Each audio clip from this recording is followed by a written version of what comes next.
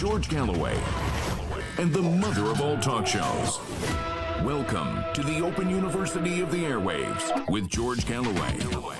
Is this the night that the missiles begin to fly?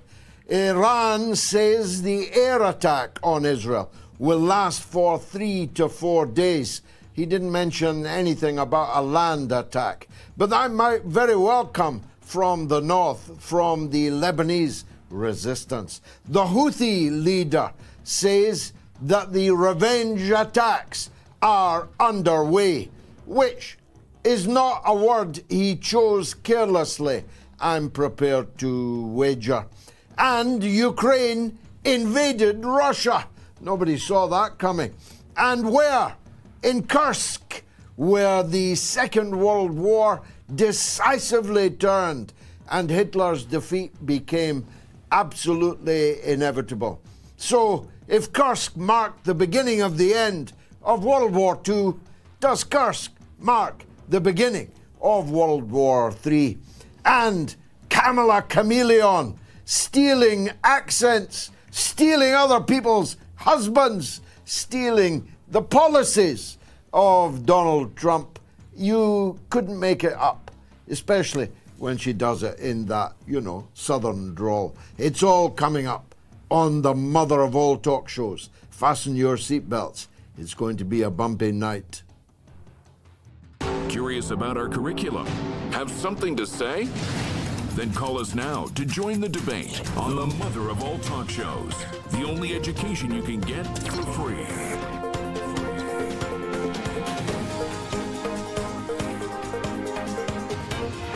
George Galloway, the mother of all talk shows.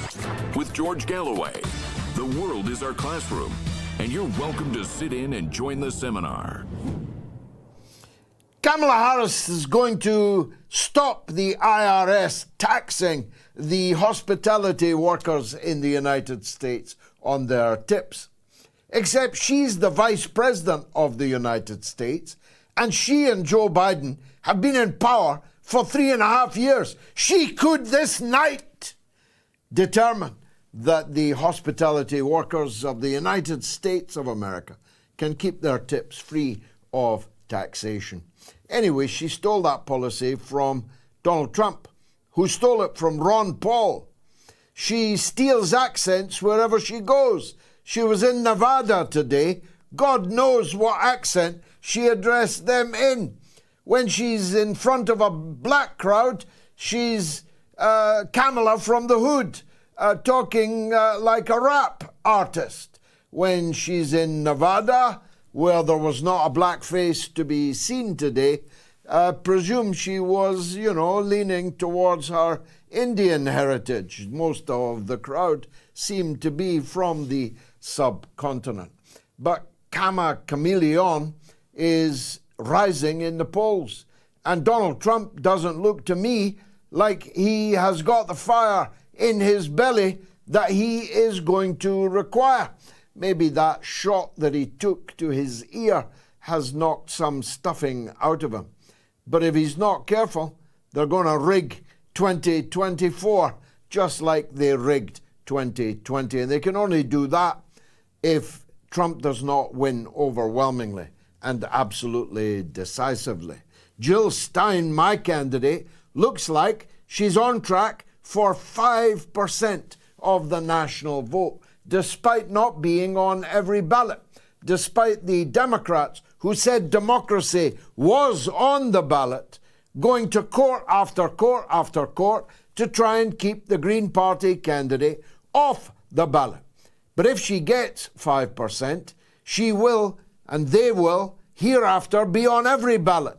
And not just that, they'll receive millions in matching funds from the US government. There is everything to play for if you are a radical in America. Get your votes behind Dr. Jill Stein, the only Jewish candidate in the race. Although, ironically, sometimes you think the American election is about nothing but the Jewish people in the United States and around the world. But there's only one Jewish person on the ballot, and they don't want to mention her because she's the only candidate who opposes the so-called Jewish state's apartheid repression of the Palestinian people and their genocidal onslaught on the people of Gaza. 100 people and more at prayer, praying the dawn prayer, Al-Fajr. 1 second they were praying, the next minute they were literally mince meat. Not a single whole body remained from an American 2,000-pound bomb which smashed into the prayer service and literally decimated, cut into ribbons and pieces the people at prayer at that dawn early hour. They say the darkest night is just before the dawn. This was the worst massacre since the last worst massacre, the place and name of which you've already forgotten and the people in power in Western countries never knew in the first place. Remember the Al-Ahli Hospital massacre? Remember the Flower massacre? Virtually nobody does. Massacre after massacre. Now, if the Muslim world, if the Muslim Ummah actually had been a thing, then this would have been the final straw, surely. More than 100 people in the act of prayer, making sujood and cut to pieces in such a manner that nobody got a body to bury. They were literally handed plastic bags of human mince meat. That would have been the final straw for, I don't know, the likes of Turkey, wouldn't it? Would have been the last straw for the likes of Saudi Arabia, wouldn't it? Would have been the last straw for Gaza's neighbor, Egypt, Palestine's neighbor, Jordan. That would have been surely a Rubicon that had been crossed, but sadly not yet, at least. The Houthi leader said about 6 hours ago that the revenge operation for the murder of Shukr, the Lebanese resistance leader in Beirut, and the murder of Ismail Haniyeh, the Palestinian resistance leader in Tehran, was underway. An oddly specific word. It clearly hasn't meant that the rockets were already in the air, but it must mean that the engines are turning, don't you think? Certainly the CIA thinks. Certainly the CNN thinks. Certainly all Western capitals said on Friday that the revenge attack will begin within 72 hours. 72 hours will be up pretty shortly. Iran has just said that its air response will last 3 to 4 days. The fact that it specified air response suggests to me, a student of the English language, that there will be other longer responses, but that the air traffic better stay out of the way entirely for 3 to 4 days. So the remaining people in Israel, and hundreds of thousands of them have fled the country, many never to return, no doubt, will better have stocked up on their luxury products in their air raid shelters. Because it's no wish of mine, and I doubt it's any wish of Iran, and it's explicitly not the wish of Iran's most powerful allies, Russia and China, that civilian people in Israel should be killed and maimed in these attacks. These attacks are likely to be upon military and political infrastructure in Israel. And if they're going to last 3 to 4 days, it's not likely that much of that military and political infrastructure will still be standing at the end of it. This is a revenge attack of a new type. This is a special military operation, and it will be hybrid in character, I'm perfectly sure. It will be economic, it will be electronic, it will be aerial, and it will be on land. Of these things, I am perfectly sure. Now, what Israel will do at the end of these retaliatory revenge attacks will decide whether we go into World War III in East Asia. Sounds like George Orwell, doesn't it? Oceania has always been at war with East Asia, as it said in 1984. It's beginning to be true in 2024. But whether we go into World War III in East Asia will be determined by what the United States government, if it still has a government. Joe Biden's just been on television explaining that he was overthrown. He was the victim of a coup, that prominent Democrats came to him and told him that the Democratic Party was afraid that he was hurting them further down the ticket in the congressional and Senate and gubernatorial races that will take place on the same day as the presidential election in November. Nancy Pelosi, in a rare moment of sobriety, said that when she read Joe Biden's resignation letter, and I quote her, it didn't sound like Joe Biden at all. That's because it wasn't. Even his signature was forged on that piece of paper that went out as a tweet and has never been properly explained. The Democrats overthrew Joe Biden because of his advanced senility, which means he's not making the decisions about what the United States is going to allow its Israeli attack dog to do at the end of the hybrid revenge attacks that are about to begin possibly this very evening. So if it isn't Joe Biden who will decide, who will it be? Kamala Harris? You serious? Kamala Harris will make a decision that will decide whether or not we end up in World War III in East Asia? Because, of course, if Israel and its United States ally launches a significant attack on Iran, then Russia and China are already committed through the security agreements that they have reached with Iran to defend the Islamic Republic, rapidly becoming one of the big three of the axis of resistance, to American political, military, cultural, and economic domination of the globe.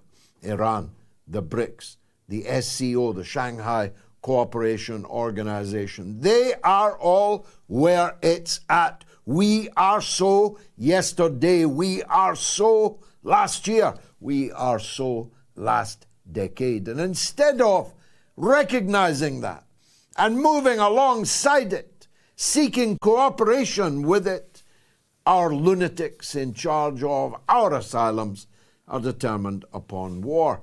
The head of the German army, the Germans have still got an army, the head of the German army said today that Germany will be at war with Russia within the next 5 years. So I say, bring it on, Fritz, because it ended so well the last time. Bring it on, Fritz.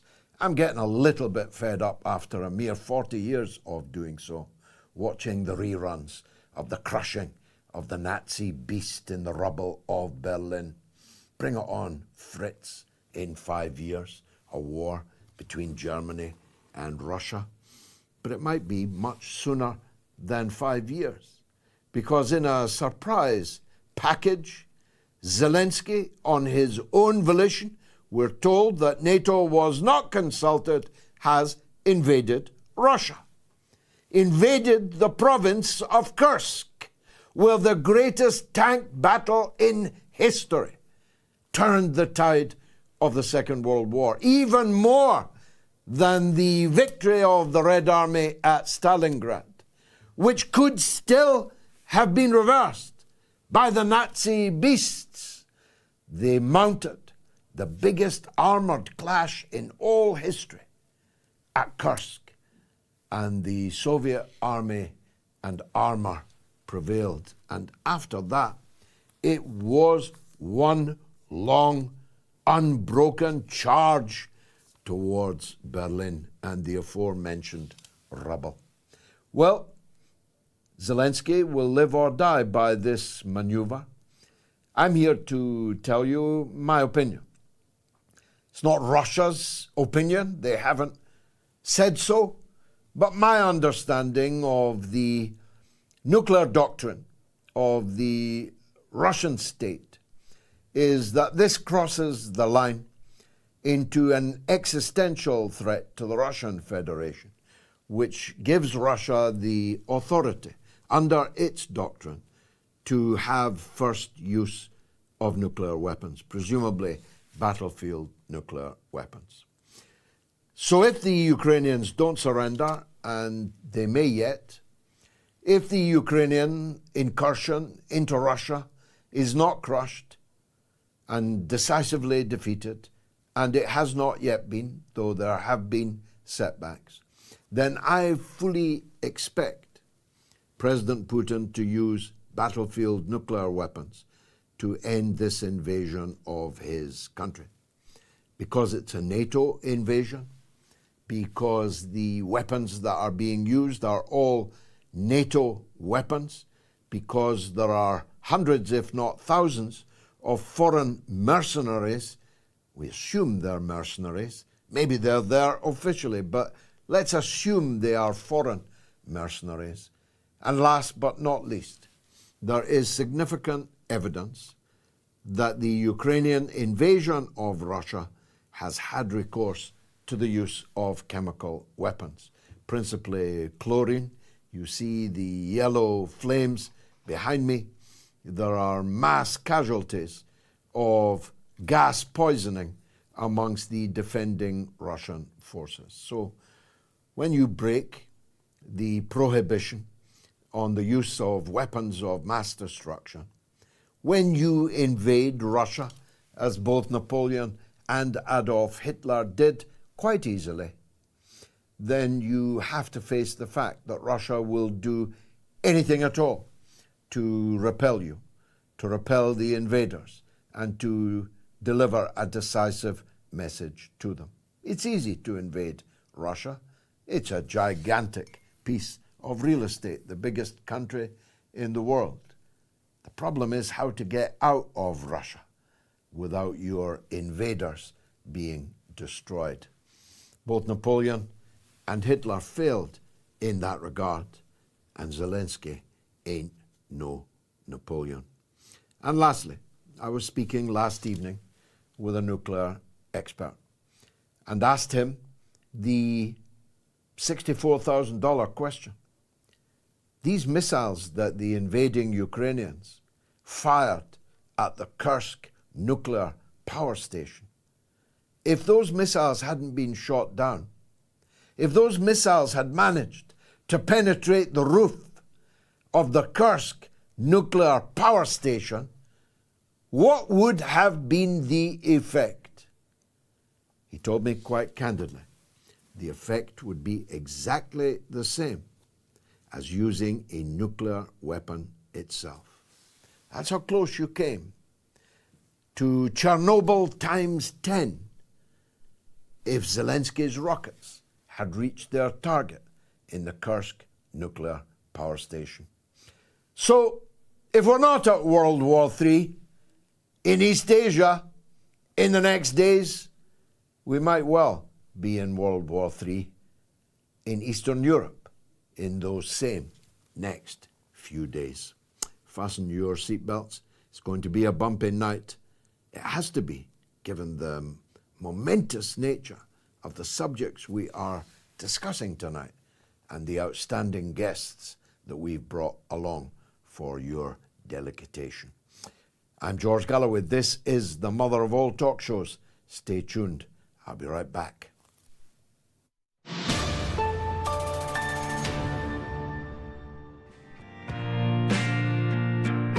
I discussed with Mr. Jeremy Corbyn on the telephone, and I have told him that I am now going to announce that the Workers' Party, and I believe millions in the country, call on Jeremy Corbyn to launch a British version of the new Popular Front.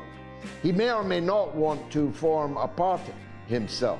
Others will remain in their own parties. But he must be the leader of a popular front. He's not a perfect leader, Mr. Corbyn. None of us are perfect leaders, but he is the leader. And he does have a seat in Parliament with which to lead the millions of people who today and increasingly over the next months and years will reject the policy, personalities and direction of a Keir Starmer government. So, Mr. Corbyn, I told you I was going to say these words, and I now formally say them. On behalf of the Workers' Party of Britain, we ask you to lead and unite all the forces of the left, of the radical forces in Britain, who reject neoliberalism, who reject endless war, who oppose genocide.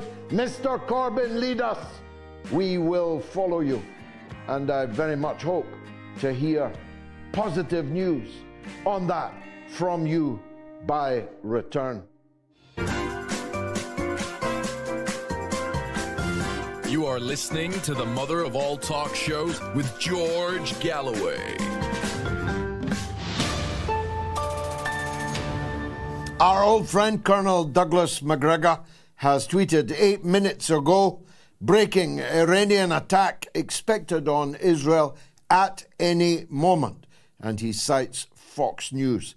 The order by Iran's Khamenei to punish Israel will be implemented, says Colonel Douglas MacGregor. Now, our poll: will Kamala Harris, Kamala Chameleon, be the next US president? Yes or no? Of course, it won't just be decided by the voters, but those who count the votes. And in Pennsylvania, they have got their retaliation in early. Their Senator, Fetterman, said that Trump is going to win Pennsylvania. And he's a Democrat. He's also King Kong, but he's a Democrat, King Kong. He says Trump's going to win Pennsylvania, but the governor of Pennsylvania and almost the vice presidential running mate, Shapiro, he warns that it will take several days for the Pennsylvania result to be forthcoming. India has a population of 1.5 billion people, and it counts and declares every single one of its election results on the day of the election. But in Pennsylvania, it's going to take several days. Will Kamala Harris be the next US president? Yes or no? You can vote on my Telegram channel, t.me/George Galloway, on my Twitter handle, X, and on the YouTube community poll and on the YouTube stream. Remember, if you're watching on the YouTube stream or on Facebook or on Twitter or on any of the platforms that allow you to do so, please make sure that you spread the word amongst all your followers, your friends, your contacts on those platforms. And please subscribe to my YouTube channel. We're headed towards 500,000 subscribers, and we are determined to get there before the end of the year. 30,767 of you have already voted. Will Kamala Harris be the next US president? Now, if you want to comment on anything you hear or don't hear on this show, here are the numbers. It's toll free in the United States and Canada, +1 844 944 3344, and it's free of charge in the United Kingdom and Ireland, where the number is 08081 196 5522. And the number for the rest of the world is 44203 966 2625. Miko Peled is an Israeli author and activist. And the last time he was here, he was telling us about the new outfit that's opened in Washington to try and rival the lobby. The lobby, no need to name it. The lobby is what you're up against there, Miko. But before we turn to how you're doing with that, the Fox News are reporting momentarily Iranian missiles will arrive in Israel. Does that sound plausible to you? And what would you imagine would happen next? Well, thank you for having me again, George. It's always a pleasure. It's very interesting that somehow Fox News and all of the other outlets know that Iran is about to attack and precisely when. It doesn't really make sense that they would telegraph that and let everybody know before they push the button. So I don't know how much I trust those outlets and their reporting. It seems logical that the Iranians will retaliate. How they will do it, when they will do it, remains to be seen. So far, everything they've done has been measured and responsible. So I think we can safely assume that the next attack, should there be one, will also be measured and responsible. That's all. I think that's all we can anticipate at this point. You see, there's the argument that the next round of so-called ceasefire talks on the 25th of August, that there may be, as it were, an armed negotiation going on here. If the Iranian and Lebanese resistance retaliation has not happened by the 25th, that somehow that is a negotiating lever with the Israeli side, and that a ceasefire might be achieved. But what does a ceasefire mean in these circumstances, Miko? You know, I think the whole idea of negotiating a ceasefire with a genocidal regime is absolutely absurd. I really don't know what that means. It reminds me that I was asked recently in an interview about the efforts the United States is making to calm down things and prevent an all-out war. And I thought, I said to them, I don't understand the question. The United States just committed billions of dollars in weapons to a regime that's not only genocidal, but also committing assassinations around the world in capitals, of other countries. So these are absurd conversations. I can't imagine they would have had, tried to negotiate a ceasefire with Hitler. I don't know what this means. I think negotiating with the genocidal regime is absurd. I think anything short of severe sanctions, complete boycott, an arms embargo is ridiculous, and a demand to dismantle the Gaza Strip prison. I mean, the Gaza Strip is a prison. It needs to be dismantled completely so that Palestinians can go back to their homes, their land, buy food, get water, get the medical care they need, which is available minutes away from the Gaza Strip, driving east. Anything short of that seems to be absolutely ludicrous. I do not understand these ideas of negotiating with the regime or talking about a ceasefire when what we need to do is end the genocide. Well, the U.S. stepped up. They'd looked at the thesaurus. They had earlier said they were concerned about civilian casualties in Gaza. Today, they're very concerned about civilian casualties in Gaza, an escalation, if only in the English language. But earlier this week, they sent another massive check to the Israel, which dropped the bomb on the 100 people at prayer in Gaza just the other day. Yes, and there was a vigil here not far from Washington, D.C. last night with about 100 or so people commemorating this latest brutality by the genocide regime. And it's time to stop holding vigils. It's time to stop talking about counting the casualties. It's time to stop being horrified by each and every step and end the entire thing for good. I don't believe that any conversation other than ending it forever is even appropriate. Israel will never stop. This apartheid genocide regime will not stop murdering Palestinians as long as it exists. We've seen this. We know the history. There's nothing new going on here.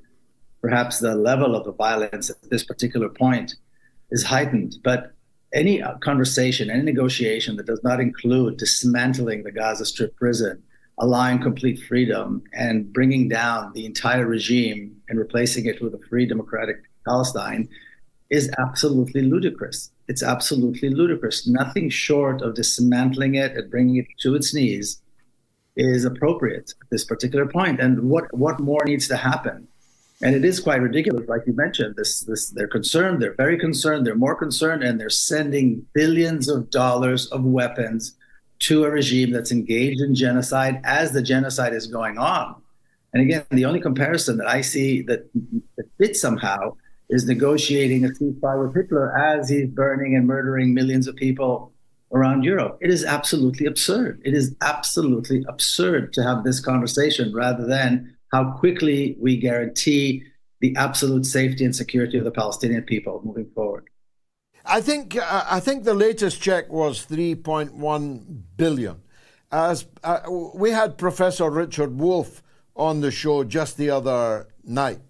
He made the point that if the American people had an IRS guy knock at their door and say, okay, you've got to give me $2,000, $3,000, $4,000 out of this house so that we can give it to Israel, not many people would pay it, put it that way. And yet this is done with a stroke of the pen in an America that is desperately in need of this kind of investment in its own country. And this is really what people are beginning to realize, that the money that is going to murder Palestinians can be going to either, if it's foreign aid, going to actually countries that need foreign aid, or to improve life of Americans here in the United States. Schools are falling apart, infrastructure is falling apart, homelessness and so on. Schools are falling apart. But this conversation is beginning to get some backwind right now here throughout the United States. But again, you asked earlier who is going to be elected. Will it be Kamala Harris, yes or no? On this particular issue, it makes absolutely no difference. They are all committed to supporting the genocidal regime 110%. And that is a serious problem. That's the conversation that has to change in the United States. Supporting the apartheid regime would be completely unacceptable for any politician that wants to be elected. Yeah, I made the point in my monologue that for this election, to an extent, is fought on the Jewish question. Yet the only Jewish candidate in the election, Dr. Jill Stein, full disclosure, a friend of mine, she's the only Jew standing, and she's the only candidate standing opposed to Israel and its genocide. All the others are in a kind of Dutch auction. How much can we help Israel slaughter the Palestinians? I'm right, am I? Yes, you are. It's about Zionism, and it really proves that it's about Zionism. It has nothing to do with Jews at all. I mean, the regime in Palestine, that's taken over Palestine, the Zionist regime, has no connection to Judaism whatsoever, other than the fact that they happen to be historically Jews. I mean, that's what it is. I mean, Jill Stein is not a Zionist, and all these others are Zionists. And they're not only Zionists, but their willingness to support Zionism, knowing full well that this is a genocidal regime that will not stop murdering civilians and has been doing this for almost 8 decades, is absolutely, it should be out of the question. Imagine a politician that comes up and stands up and says, I am a white supremacist and I'm proud of it, and I will continue to push forward white supremacy or fascism or whatever other racist notions. But when it comes to Zionism, it's fine. Zionism is completely allowed and completely acceptable in the United States. And that needs to change. That is the most important thing that needs to change in American politics today. The support for Zionism has to end. Finally, Miko, you kindly gave us a view of your new institute, the one that you're jointly involved with, trying to struggle against the lobby in the corridors in Washington. Give us an update, please, on how your work is going. Well, we put up a flag and the sign recently, which has been very rewarding. People are coming in, groups are coming in. There were several opportunities for many groups to come to the Capitol, first for the Netanyahu speech in Congress, and then after that, the Christians United for Israel were here in DC. They had their convention, and many people come to Washington in order to protest. And this is where they come to stop. They stop. We discuss. This is a place for people to it's a safe space for Palestine in Washington DC, and it's just a 5-minute walk from the capital itself. And what we are pushing is, number one, for people to understand and realize, grasp and accept that there's an apartheid state. And if we want to end the genocide, we have to end the apartheid. And groups and organizations need to talk to their churches, need to talk to their boards of directors to adopt the amnesty report, to adopt the recommendations at the end of the amnesty report on apartheid, so that speaking about apartheid, speaking about ending the genocide, and speaking about sanctions, severe sanctions and arms embargo and so forth against the Zionist regime becomes commonplace. That is what needs to happen. It seems like a very, very steep and slippery mountain to climb at this point, but this is what's happening, and we're getting great response. People are coming in, people are coming and wanting to engage and discuss and figure out the strategy, how we change the conversation in Washington, D.C. Remind us finally how people can see what you're doing. What's the website? The Palestine House of Freedom is the name of the organization, the name of the place. They can use the Arabic Dar al-Hurriya, DARALHURRYA, daralhurriya.org. We're on social media. We're on all the social media platforms. Either name works. People can message us. People can stop by. We're there every day. Like I said, we're just a few-minute walk from the Capitol, right on Pennsylvania Avenue. And please join us. Please come. Please be part of this effort to finally end the genocide of the Palestinian people and establish a real free Palestine from the river to the sea. God preserve you, Miko Peled. Thanks for joining us on the mother of all talk shows. Will Kamala Harris be the next U.S. president? Yes or no? 31,870 have had their say so far. You've got about an hour to have yours. Let me take a quick break, and I'll be right back with your calls.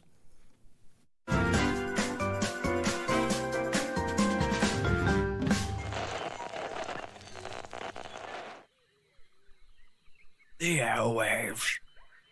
This savannah is a rigid dichotomy of fact and fiction. As vicious as the Twitter sphere, where the slightest misjudgment can spell being cancelled. One species rules over the airwaves through its ability to adapt and survive in even the harshest environments. The George Galloway.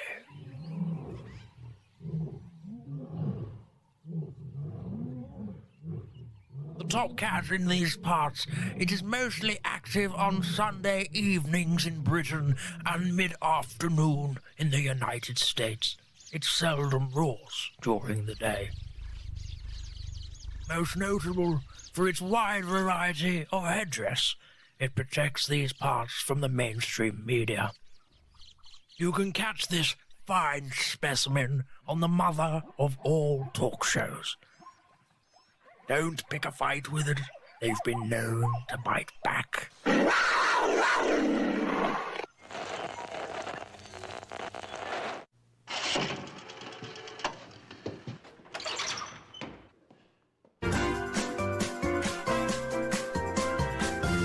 You are listening to the mother of all talk shows with George Galloway.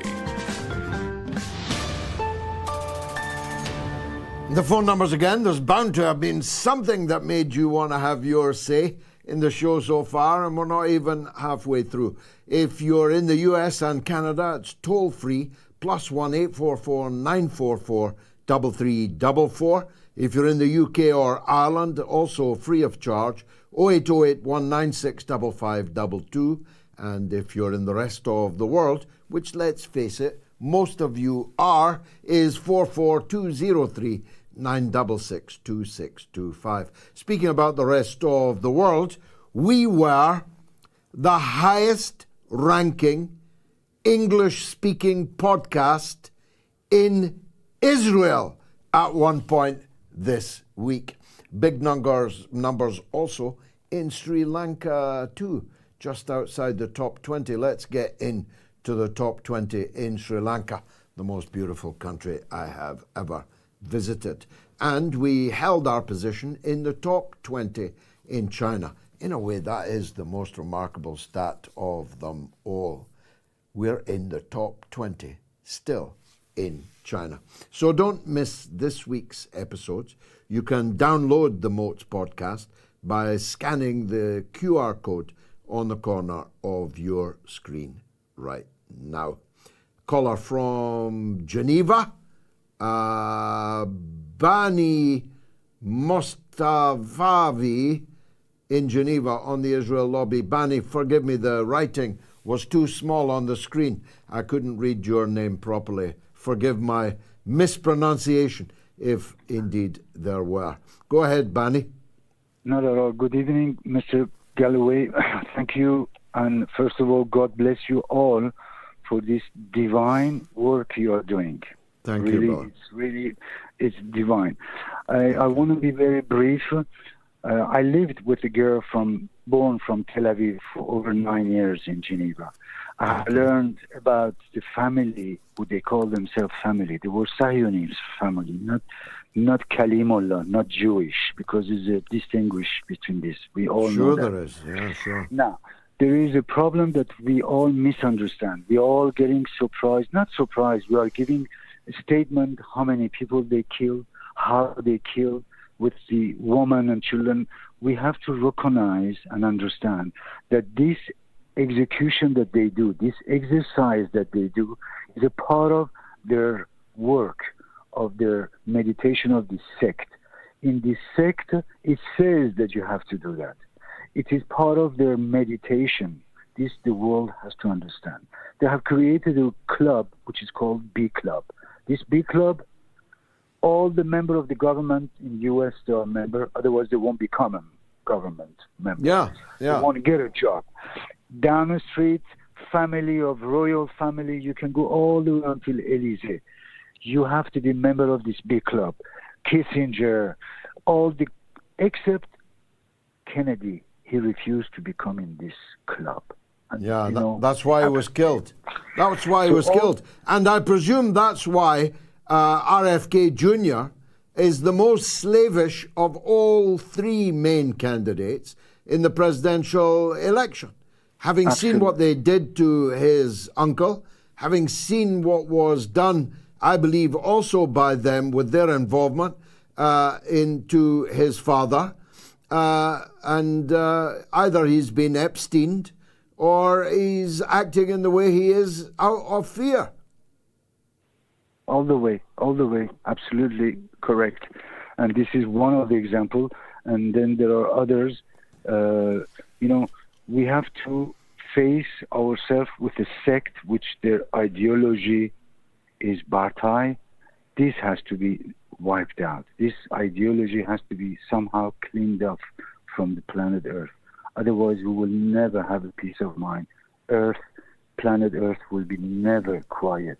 There will never be peace as long as Zionism holds the sway that it does in Western capitals. That's right. Bani, thanks very much for that call from Geneva. Let's go to Canada, but on the same subject, where Salman wants to talk. Salman, go ahead. Hello, Mr. Galloway. Thank you for having us on today. I've got a couple of points, but before I want to make a prayer, dua for you. May Allah keep you ticking over, standing up for justice, as we appreciated your standing up for justice from times from when you went in the London bus with the Murray appeal and. In Baghdad, and my dad got me to know you from the time when you stood up at the U.S. Senate. I think I was 17 year old at the time. No, something like that. I was 17 year old at the time, and we was immediately. My dad was just clapping for you that time. I'm very happy to hear that. He was my late father, bless him. But and then. The thing is that we've got 2 points. It was the Kamala Harris and the Gaza, and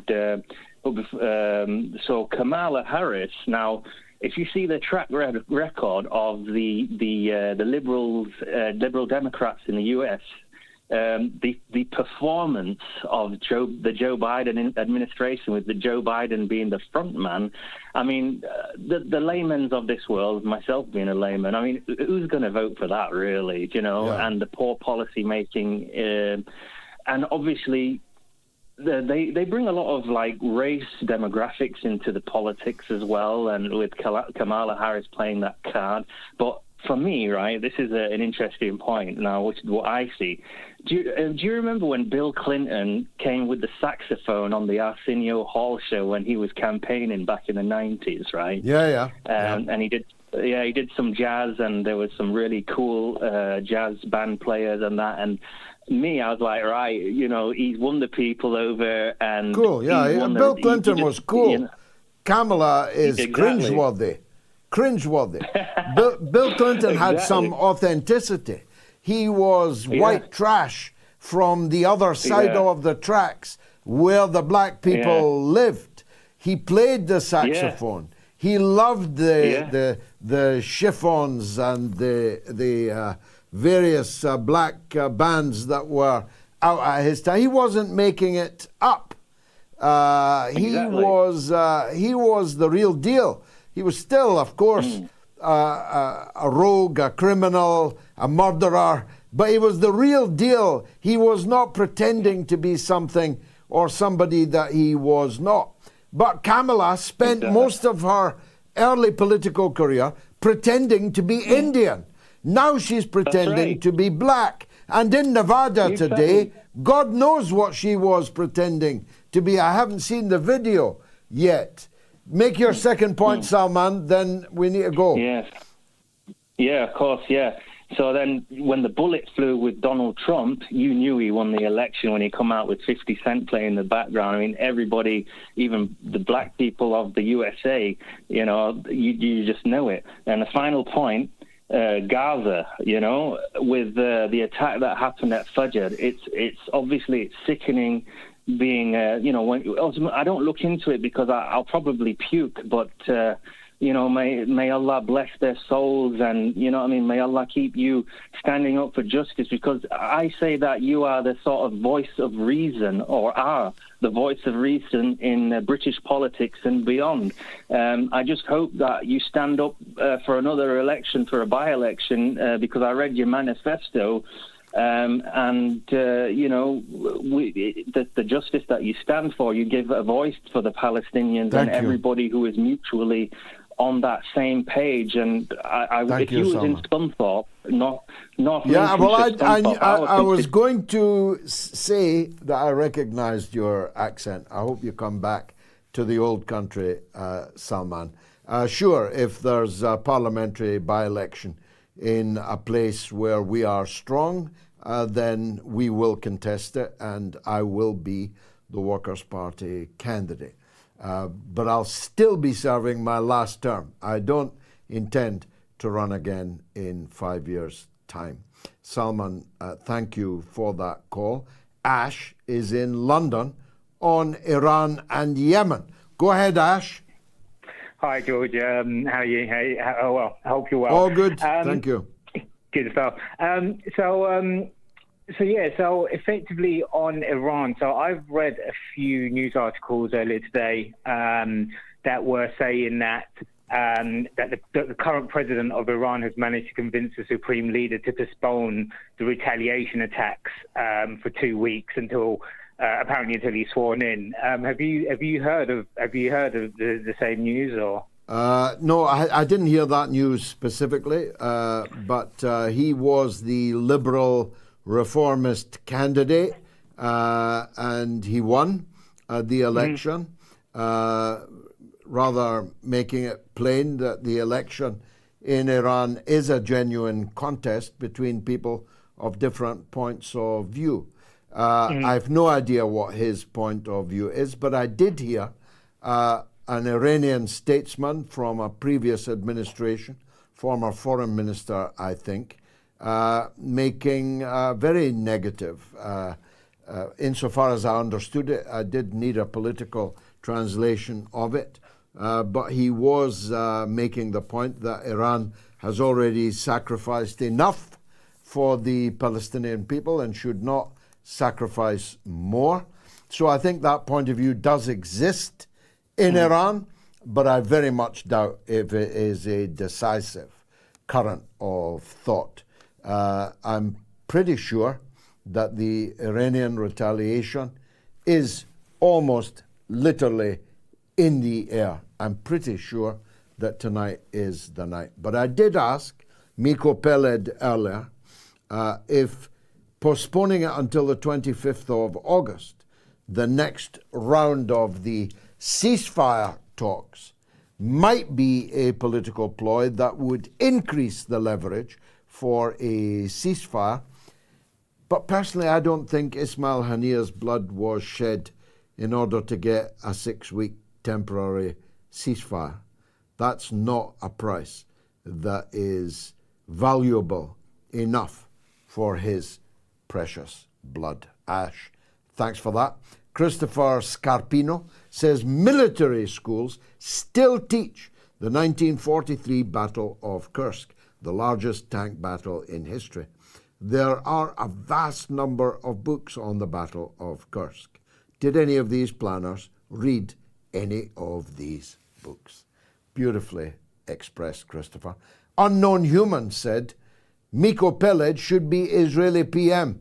Peace would then prevail in the Middle East. Another Ash, this time in Colorado, on Miko Peled. Go ahead, Ash. Hey, first of all, Mr. Galloway, my respect and honor to you because of all the years that you've put into working, not just in the political section, but for humanity. So God bless you, and God continue to keep you healthy and going. Thank you, sir. I had a question. So two-part question. Miko Peled, I was gonna just ask a little bit about his background, but since he's not there, I would like to ask you, Mr. Galloway, what would your, in a scenario, hopefully not, but in a scenario where we do have Iran and Israel engaging each other in warfare, just based off your experience and all the knowledge and all the years of experience that you have, what would be an outcome? Not the ideal outcome people would want, but what do you think the outcome might be in that scenario between these two states if a full-blown war went in? Well, first of all, Miko Peled's father was a general in the Israeli army and one of the signatories of the Israeli Declaration of Independence. Miko Peled was himself a soldier in the Israeli army. Over the years, both father and son realized the dead end that Zionism represented and became vociferous opponents of Zionism and proponents of the democratic state between the river and the sea that Miko described earlier as being the only way out of these perpetual crises in which the state and the region are enveloped. The answer to your second question can only be calibrated in terms of superpower involvement. In a straight fight without nuclear weapons, Iran would overwhelmingly defeat Israel for a variety of reasons. First of all, Iran is a country of almost 90 million people, half of them under the age of 30.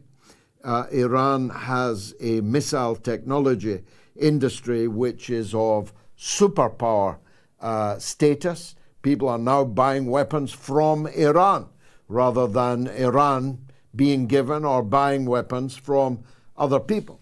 Iran's military technology is cutting edge and right at the front rank of military technology. It has the means of delivering literally thousands and thousands of missiles down on Israel with devastating effect. Secondly, Iran has allies all over the region, which Israel does not.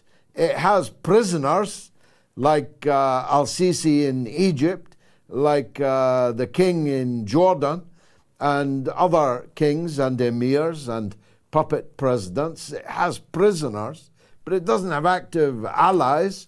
These allies are not going to go to war for Israel in the way that Iran's allies will go to war to defend her. And those allies are obvious. It's a crescent of resistance from Iran, Yemen, Iraq, Syria, and Lebanon. That's a very substantial piece of real estate and very strategically placed. So in a straight fight between Israel and Iran, Iran would overwhelmingly defeat Israel. If Israel used its nuclear weapons, Iran would use its nuclear weapons. Now you may say Iran has not announced that it has nuclear weapons, but neither has Israel announced that it has nuclear weapons. But both powers do have nuclear weapons. So any victory in those circumstances would be entirely Pyrrhic, because if Israel fired its nuclear weapons at Iran and Iran fired its nuclear weapons at Israel, neither country would exist. Both countries would cease to exist. And then there's the issue of superpowers. The United States is still a military superpower, and at this moment in time, it appears ready to go to war for Israel. The question of whether Russia and China are prepared to go to war for Iran is an open question. I'll grant you that. I don't know the answer to that. But given the importance of Iran to the new power that is emerging in the world, given the security agreement secured between Russia and Iran, and rhetorically, verbally echoed by China, its foreign minister just today expressing full support for Iran's sovereignty, security, and independence, and its right to defend itself. It would be a pretty useful departure point for any consideration of this matter, that Iran does have the support of Russia and China, including military support.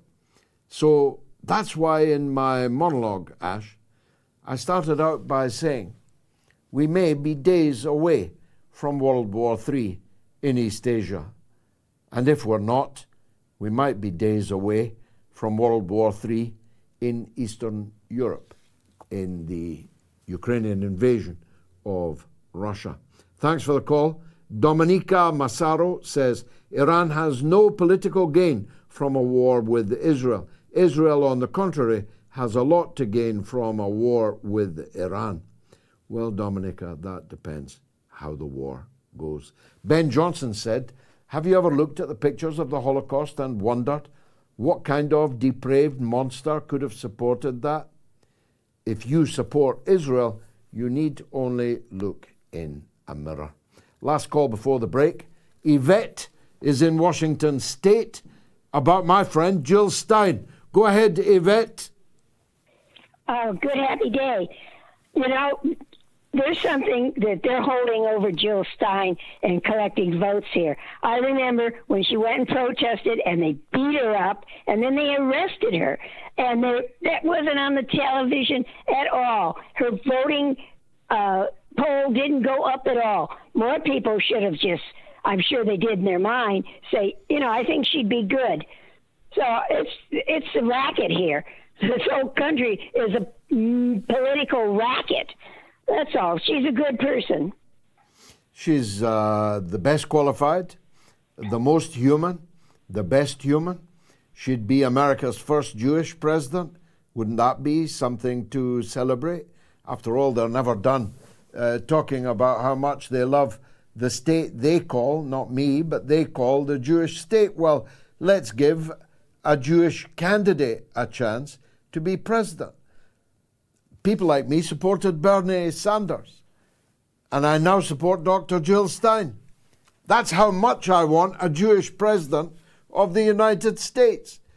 All these others support Israel, but they are not ready to pick a Jewish candidate even for vice president, never mind for president. That's why Shapiro got the elbow in favor of this lunatic, the last waltz that Kamala is cackling on stage with. Jill Stein is a truly magnificent human being, and she would be easily the intellectually and politically the best candidate to elect as President of the United States. And she's got a chance of winning Washington State, in my opinion. Thanks, Yvette. Alpaca, my bag, what a great name, says, I'm pro-Russia, but I'm a bit concerned how they snuck that many people in unless Russia is manufacturing consent. No, I think you're right, Alpaca. I'm also pro-Russia. And I'm also a bit concerned about how such a sizable force was able to invade Russia. Maybe Richard Medhurst will have a point of view on that. He's coming up right after the break. He is the renowned independent journalist and political analyst. Stay tuned. I'll be right back with Richard Medhurst.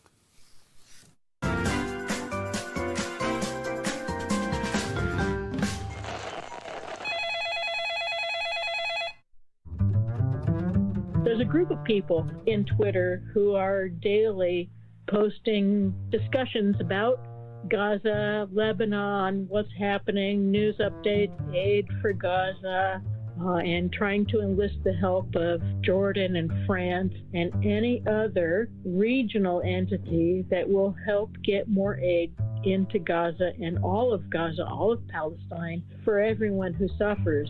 So I want to request that everyone who is listening to this go to your local council meetings and peacefully request that their representatives at the local levels do this, because it works. Thanks for the call, Pia, in Uruguay. I'm a free man of the city of San Francisco, awarded to me for my work on Palestine, on the steps of City Hall itself. So it was a particular delight for me that the San Francisco Council voted by 8 votes to 3 to demand a ceasefire. And that decision didn't come out of nowhere. It came out of campaigning to force the local authority representatives to vote.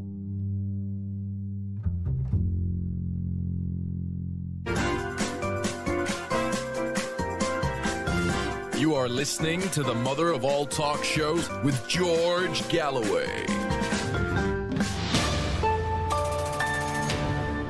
The former House Speaker, Kevin McCarthy, says that Barack Obama is officially running the presidential campaign of Kamala Harris. Well, she ain't no Barack Obama, bruv, no matter how you coach her to speak. Will she be the next US president, though? We're asking yes or no on our poll. 32,660 people have already voted. And there's a substantial number for Karma Chameleon, but not anything like a majority. But there's still time. There's still 45 minutes left to vote in that poll. Richard Medhurst is one of our favourite guests, with ratcheting up some of the biggest audience numbers. That's why we call on him quite as often as we do, and he always kindly accepts our invitation. Richard, you are renowned principally as a journalist concerned with the Middle East, and heaven knows there's enough to be busy with there. But you also have a global perspective. And so I kind of teed up before the break. Are you, like me and like one or two of the correspondents on the show so far, surprised that Zelensky was able to invade Russia? And how do you think that's going to end? Hi, George. Thanks for having me on, and appreciate the kind words. I Yeah, I mean, it is smart in the sense that, they took the Russians by surprise. The element of surprise is always the number one asset that you can have in any war. Nevertheless, the problem is not getting into Russia. The problem is holding ground and then getting out. I think, as a matter of fact, Zelensky kind of proved Putin's point and the Russians' point, because we should again highlight this is not a Putin position. This is a Russian position. When you're the largest country in the world and you've got, almost a dozen time zones, not quite, but almost, you're basically vulnerable in a sense. It's simply physically, logistically impossible to guard every single mile or centimeter or inch of the border. And so, they got in, and we're talking about a few thousand troops here. This is, just preliminary information from both sides. But it does explain why the Russians were worried about having Ukraine in NATO, because you have then essentially open season. They can just, carry out incursions and raids and beyond anytime they like. And so I think he's not going to achieve anything by this strategically. It's just a kind of stunt to garner support for a losing war. And I can, if you'd like me to, I can go into much more detail about what, the defenses the Russians built. But, the point is that, in my opinion, I think the Ukrainians lost the war already about a year and a half ago. This spring counteroffensive they talked about never came. So ever since then, they've just, the front line simply hasn't moved, certainly not in Ukraine's favor. And so, this is it's just a publicity stunt to try and get some more dollars before, the next US president comes in. It must be damaging, though, to the armor propre of the Russians, to their dignity, to be invaded in this way, albeit by a force only a few thousand strong. It's likely to harden resolve in Moscow, in the Kremlin, in the armed forces, is it not? Yeah, absolutely. It's not lost on me, the historical connotation of, not just European, but specifically German armored vehicles, barging into Russia. And, particularly in Kursk, I mean, we're talking about the largest tank battle in World War II history. This is one of the most significant battles in that war. I think a lot of people, we focus, in England, we tend to focus on D-Day a lot, and we don't give the Russians any credit for what they did at Stalingrad, or namely at Kursk. And so, you have also some German, Germans in the media talking about how proud they are that their machinery and their armored vehicles are bursting into Russia. I mean, do they not understand what they're saying? They're basically glorifying what the Nazis did when they killed 27 million Russians. And I'll just remind the viewers that 80% of all German casualties in World War II were inflicted by the Russians, not by the Americans or Britain. So, they did play a significant part in that war, and they also lost more people than anybody else, both soldiers and civilians. So it is a very, very disturbing sight to have German weaponry, and especially tanks, coming into Russia proper. And I have no doubt it's going to do everything to increase their resolve in Moscow. And as a matter of fact, it also raises the stakes of a potential nuclear war. So, the consequences of that are unimaginable. Well, they did fire rockets at the Kursk nuclear power plant. If the Russians hadn't shot them down, we may have been looking at Chernobyl times 10. Yeah, exactly. And I find this so ironic because for years, I mean, they've been, and quite rightfully, again, I'm not negating the importance of this, but, the IAEA in Vienna and other international organizations have been accusing the Russians of, trying to weaponize the Zaporizhia nuclear plant and calling for, calm and restraint and for nobody to fire around that area, which is fine. I understand that. Obviously, this goes without saying.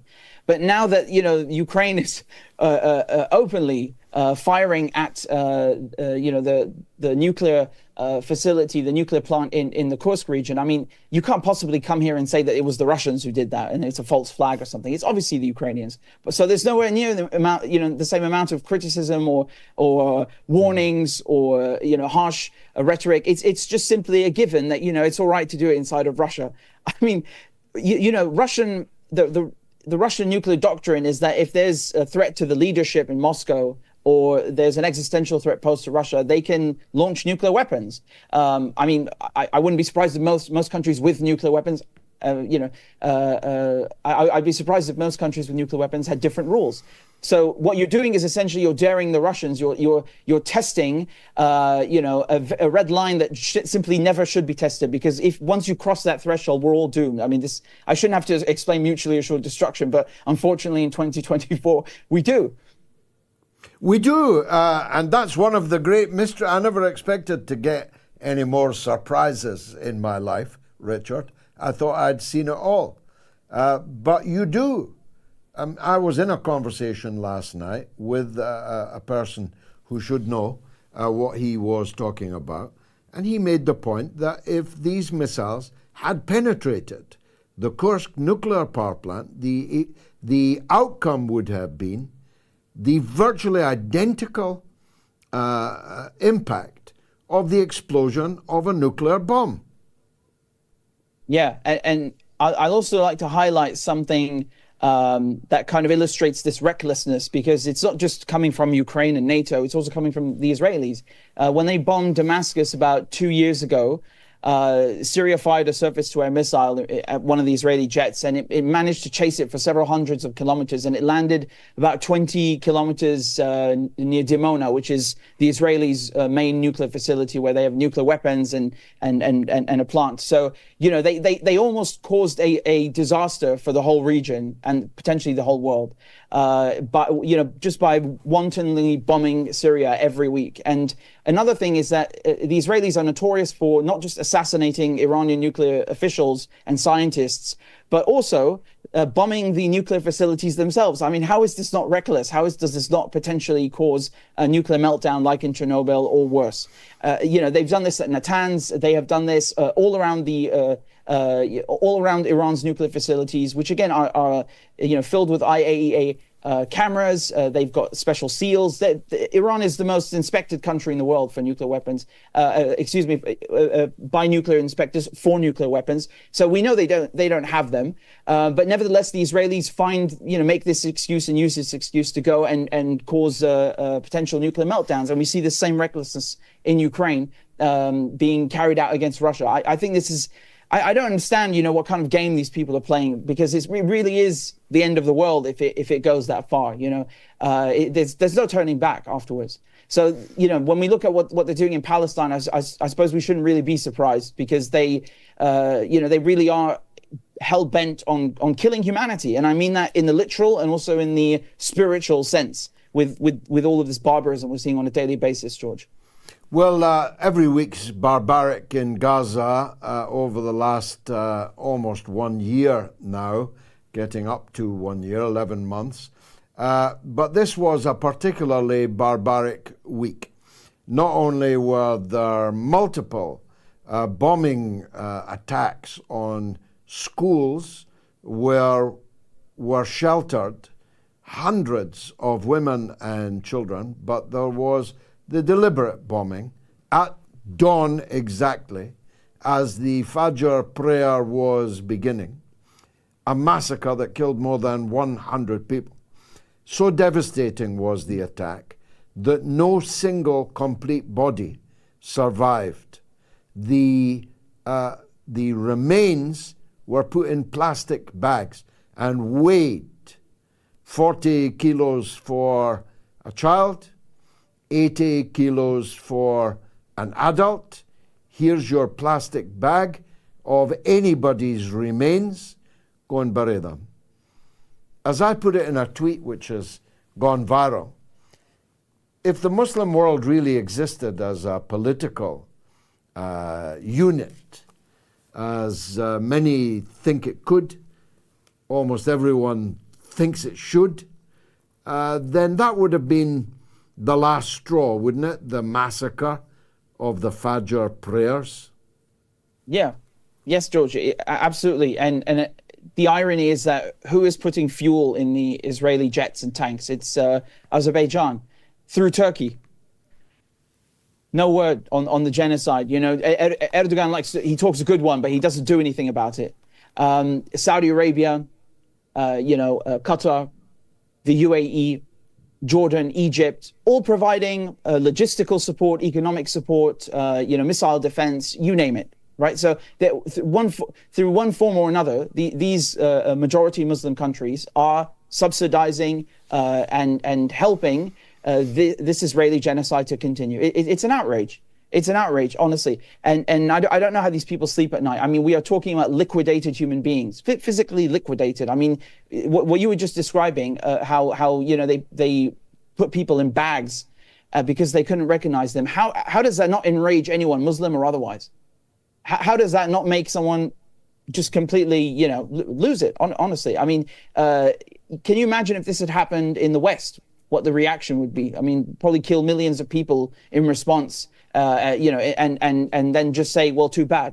I sometimes tell myself we should be thankful that the Palestinians are not vengeful, spiteful people, because after everything that's been done to them, never mind yesterday, we really should thank our lucky stars. We don't deserve their forgiveness. We don't deserve their mercy.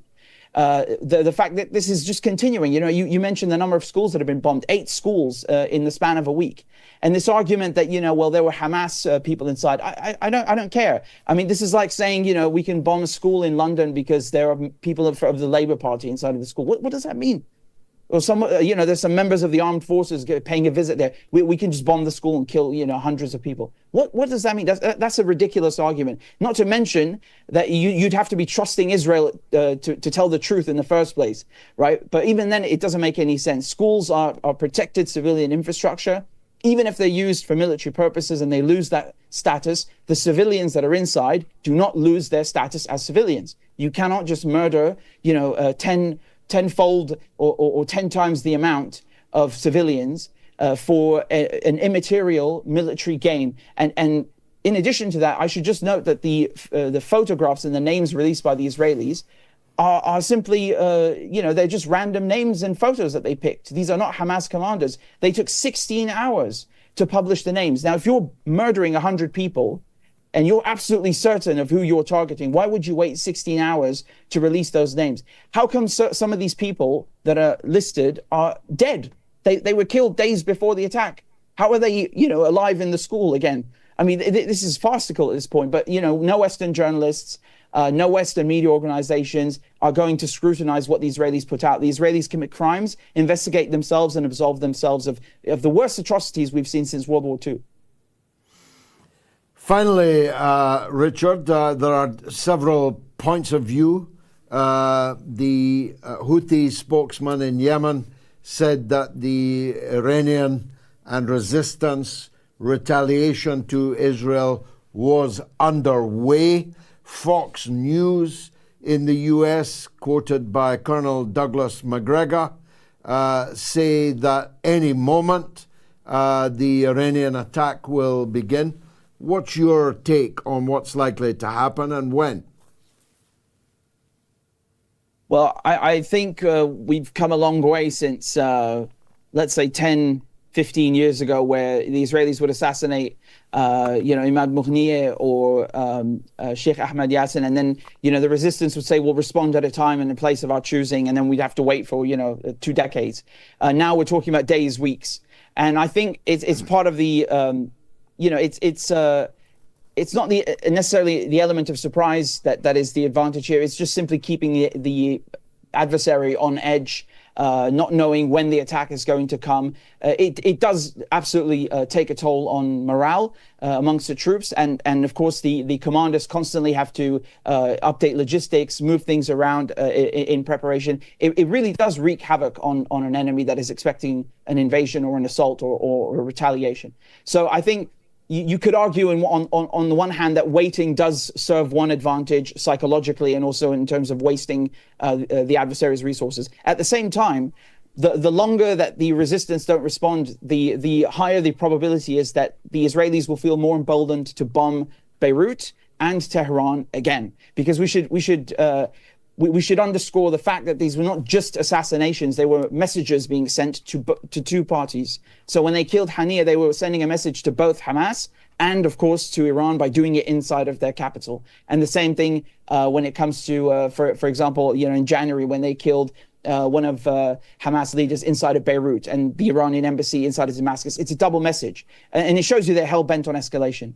And so my point is just that the longer they don't respond, the more emboldened the Israelis will feel.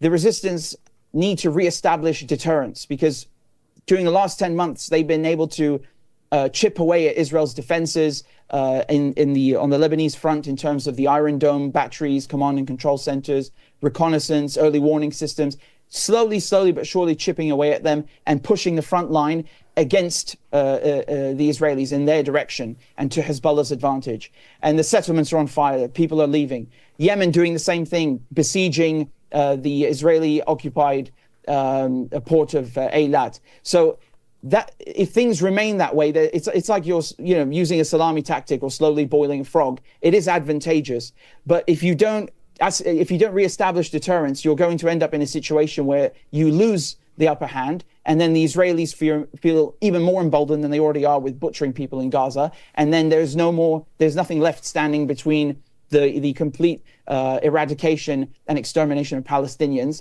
and the civilized world. The resistance will lose, so they have to reestablish deterrence. Richard Medhurst, as always, tour de force. Thanks for joining us on the mother of all talk shows. 33,379 of you have now voted. You've got about 20 minutes left to vote on the question: will Kamala Harris be the next U.S. president? Let me take a quick break, then it's a call from Georgia, and then one from New York, and many more, as well as Gayatri telling me what the social media can is rattling. Stay tuned.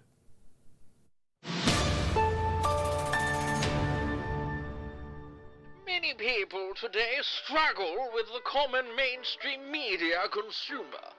These types of people are mindless zombies. Instead of living authentically, they feed off masking their true thoughts and feelings, doing nothing and criticizing those who actually do their research. This type of media consumer can be highly manipulative, so here are some golden standard clapbacks when they start with their propaganda. When they say you are too much for them, show them a mirror and tell them to look for less. Draw a diagram of where your business is and their business is to visually show them they are in the wrong area. When they say, please watch this clip from this reputable BBC journalist, remind them that there are no longer any reputable BBC journalists, and to instead watch the mother of all talk shows for some real journalism. The next time you encounter a brainwashed zombie, hold your head high and know their obsession to eat your brain is masking their jealousy of your confidence, your freedom in self-expression, and most importantly, your authenticity. Keep listening to learn more on the mother of all talk shows.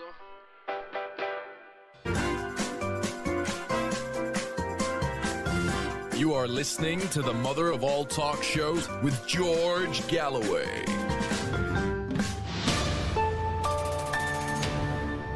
This poll is picking up now. 35,000 votes have been cast. Will Kamala Harris, whose campaign is being run, according to Kevin McCarthy, former Speaker of the House, by Barack Obama himself, will Kamala Harris be the next U.S. president? Yes or no? Arthur's on the line in Georgia on Iran. Told you it's the global university of the airwaves. Arthur, welcome. Hey, Mr. George, thank you for having me. Welcome, bro. Well, first, I wanted to say thank you for all the information that you're sharing with everybody. It's really important just to have an unbiased voice to be able to just disseminate information to everybody. It's really helpful, so we definitely appreciate it in the U.S. and everywhere. Thank you. Absolutely. So one thing I did want to ask is your opinion on two really major things I wanted to understand, I guess.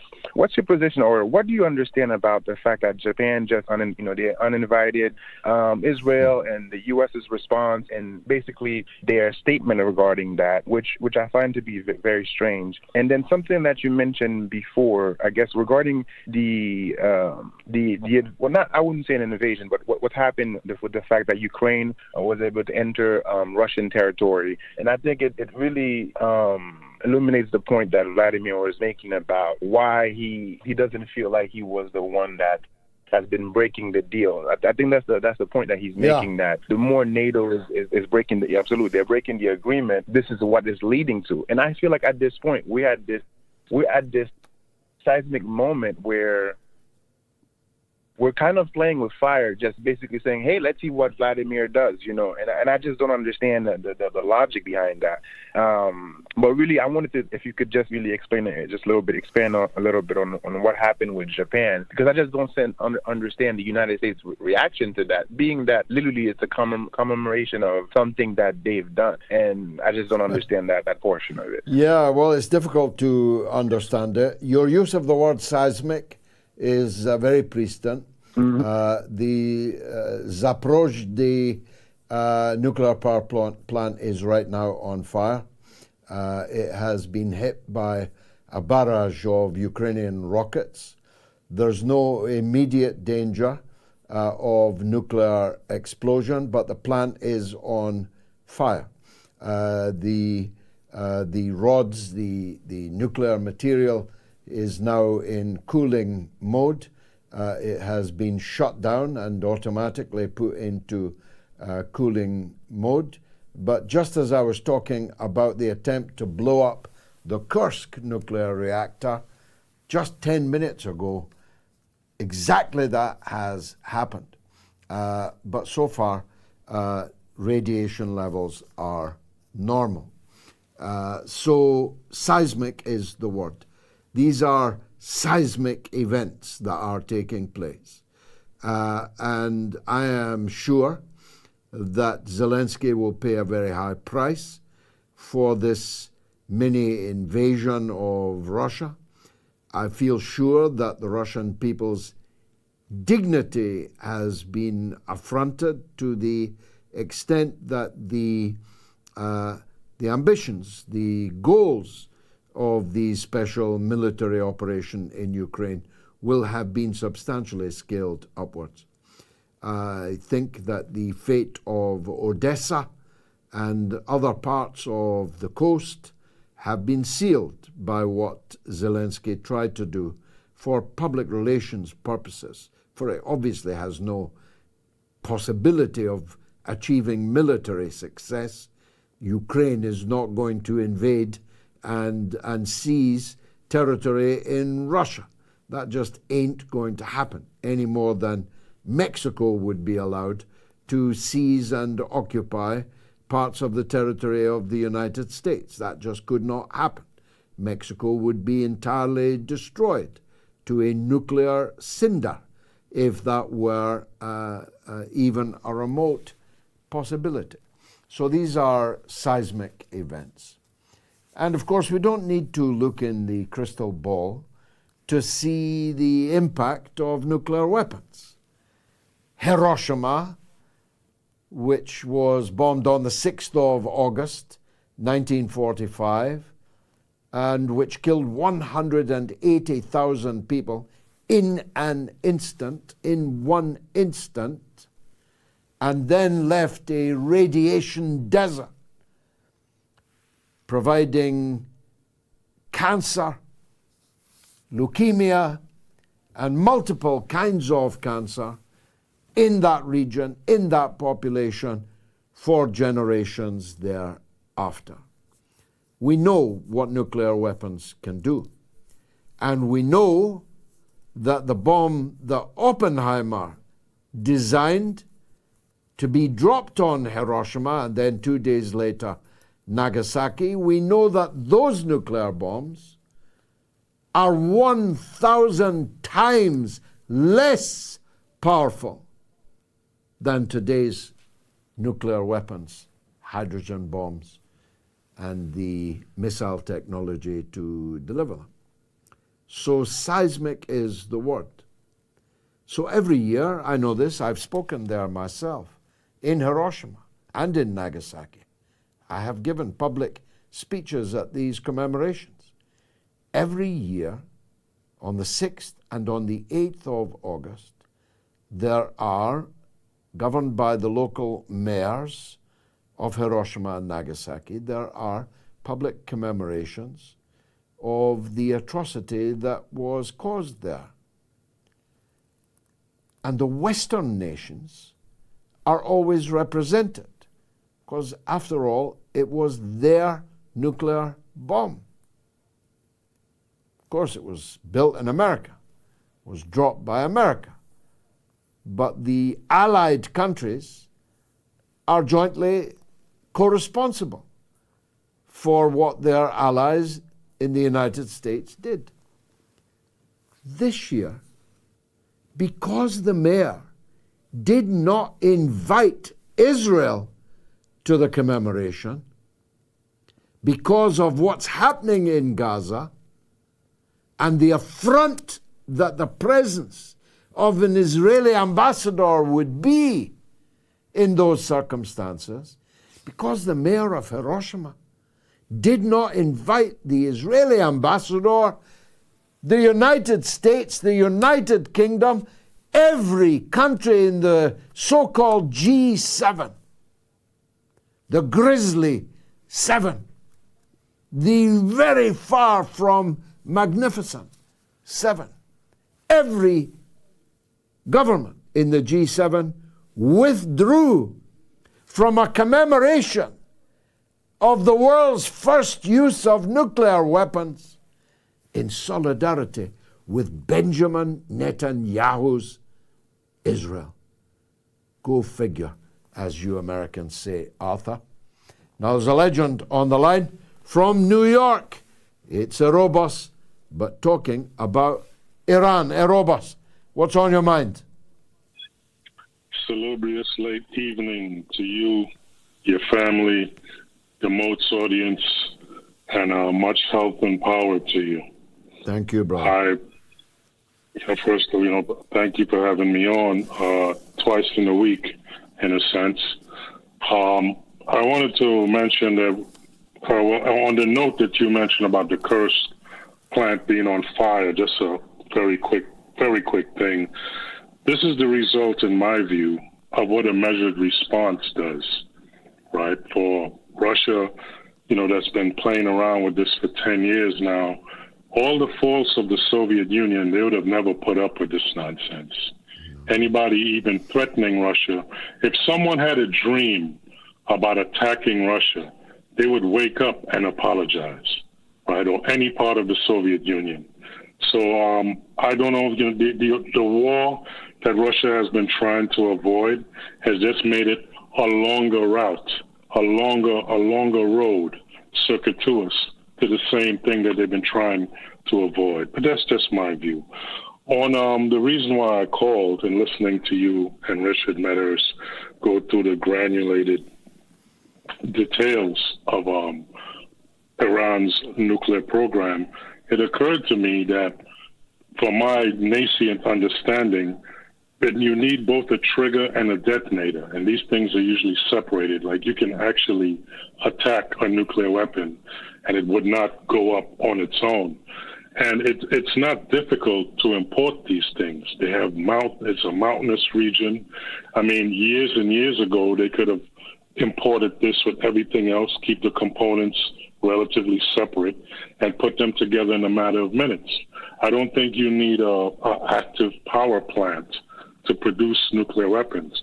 I'm of the personal view, I have no evidence for this, it's just an intuitive speculation of mine, that they have these components and they may be already put together and assembled deep in a mountain, one of their mountainous regions, underground, maybe 2 or 3 miles underground, and no one is none the wiser. So the IEEA is not going to be allowed to even know that's existing. They have the parlor shop presentation for those people to come around when they were allowed to come around. But I don't think it's that difficult to sneak in the components from anywhere, North Korea, years ago. And then it was like, all right, it's go time. Put it together in a couple minutes. So I just wanted to share this, albeit novice and nascent perspective, but it doesn't seem that difficult to me. No, I agree with you, and I disagree with Richard. who continues to believe that Iran has not manufactured nuclear weapons. It's accepted now that they have enriched in more than enough uranium in their peaceful nuclear plant to have made nuclear weapons.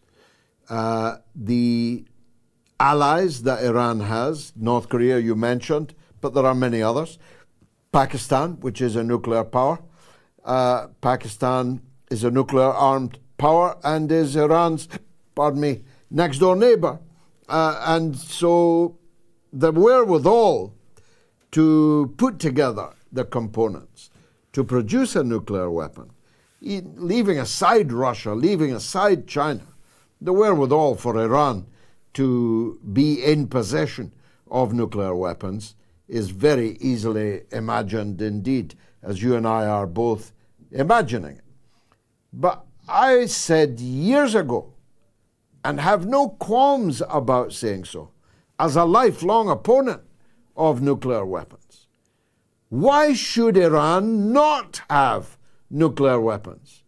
If all the countries who are declared enemies of Iran are nuclear armed countries, Iran would be stupid not to arm itself.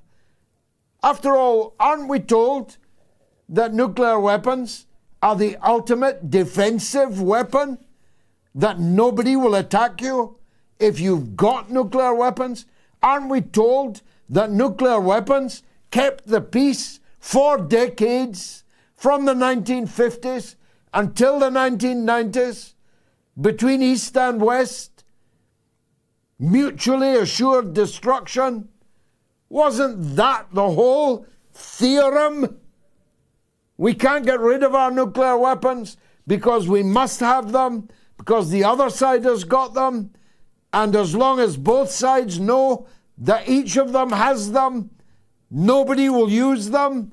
Isn't that the theory, Erebos, on which you and I were brought up in the Cold War, in the 1980s? That was the whole shtick. So I've got to say, I don't think Iran is ruled by idiots, and they'd have to be idiots not to arm themselves with the weapon that Israel possesses in its hundreds. Israel has hundreds of nuclear missiles, maybe more than hundreds now. It had 210 when Mordechai Vanunu enlightened us back in the 1980s about what really was under Demona. Thanks, Erebos, for a great call and the opportunity for me to get that off my chest. Sherry Spector, what a lovely name. George, you need to stop saying Iran has nuclear weapons without proof. We know Israel has them. We don't know Iran does. Iran does not need nuclear weapons. Well, Sherry, you're entitled to your point of view, and I've just aired it to the world. I equally am entitled to mine. Madness says, I'm in South Lebanon, George. The IDF is growing very paranoid with the drones everywhere looking for missile launchers. And Juan Francisco Urusti says Miko Peled is a world-class hero, and so are you, George. Thank you, Juan, and I'm sure Miko will be grateful to you also. Let's take Eddie in England, in Essex, on World War III. Eddie, welcome. What's on your mind? Hi, George. Thank you for having me once more. Mainly about, I had two questions, but you've already answered one regarding the reaction of the Americans for the mayor of Hiroshima not inviting the Israeli, which I find it really troubling. Yeah. And the second one, which is about this nuclear, as we are now, like we're on the show and things are unfolding, which means we are maybe a couple of days or a week, depending on how the clock winds, to all-out war on all fronts. So my question would be, for the common man, the common people in England, where would be safe for us? I was thinking, I was saying to my 8-year-old daughter, I think if anything should happen, let's go into London to the underground, but will it be safe? So I wanted to see if you had any, something to keep us alive for this apocalypse that is about to befall us. I have a different point of view. London will be the epicenter of any Russian attack on the United Kingdom, as Moscow would be the epicenter of any UK attack with nuclear weapons on Russia. So I wouldn't go to London, even in the underground shelter, which is no shelter at all to a nuclear explosion. I'd rather be at the epicenter. I'd rather be destroyed in the blast rather than be destroyed in the fallout from the blast. So I could tell you, go to the Highlands of Scotland, go to Dartmoor or far from obvious targets, but the nuclear winter that will follow the radiation is not a life that anyone could imagine. All life will slowly disappear under a nuclear cloud of ash that will cover the whole globe. So I'd rather go out in a flash. So if it's going to happen, I'll probably stand in Parliament Square or in Trafalgar Square. Sorry to be somber, Eddie, but these are very somber times. Now Gayatri's coming up next, but before she does, here's a promo for Have It Out with Galloway. Watch this.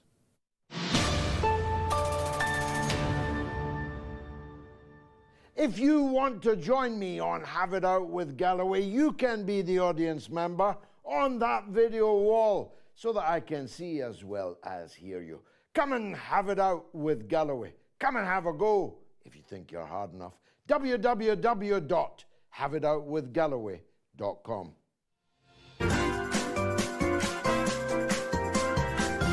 You are listening to the mother of all talk shows with George Galloway.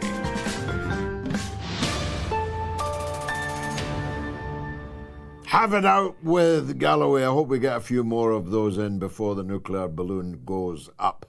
But wherever I go, I'll be accompanied by my good wife, Gayatri. She's here in the studio tonight. What's rattling, Gayatri? What's rattling? Well, we have just arrived from the Netherlands, so I want to start off with an email from the Netherlands. Bauke Volkersma. He says, Dear George, in the last show you were very critical about Tommy Robinson, and perhaps rightly so, but can you give a view on how Tommy got started more than a decade ago, and a pushback against the grooming gangs issues, and how the police forces seem to fail in dealing with this?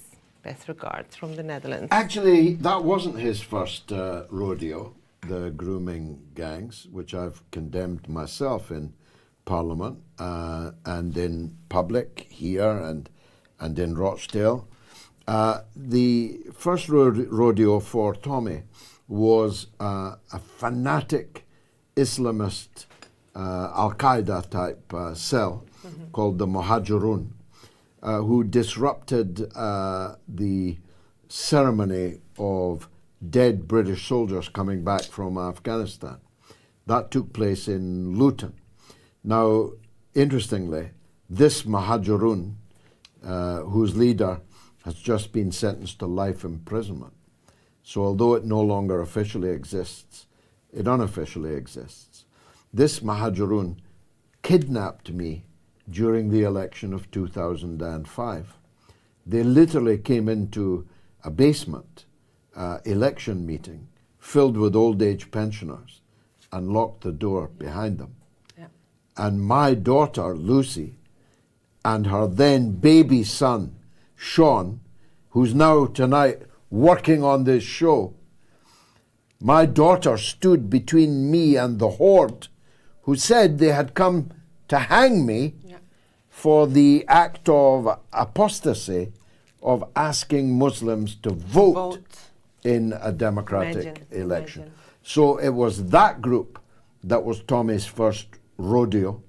The disgraceful behavior of this Al-Qaeda sect in whatever view anyone takes about the Afghan war to disrupt a funeral service and the solemn delivery of the remains of British soldiers that had been killed in Afghanistan.